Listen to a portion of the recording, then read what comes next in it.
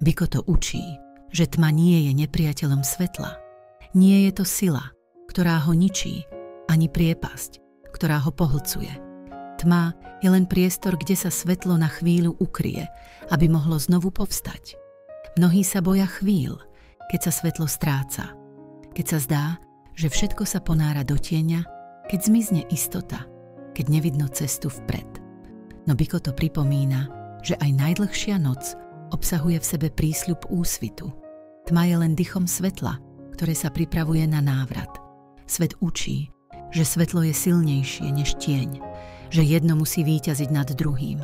No Biko to vie, že sú to dve strany jedného pohybu, ako more, ktoré ustupuje len, aby sa mohlo znovu vrátiť, ako mesiac, ktorý mizne, len aby opäť dorástol.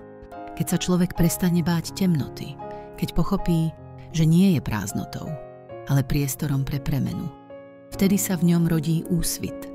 Lebo svetlo nemusí vždy žiariť, aby bolo prítomné. Niekedy len čaká, kým nastane jeho čas.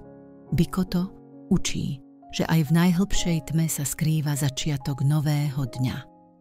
A ten, kto sa prestane báť noci, už nikdy nebude pochybovať o príchode úsvitu.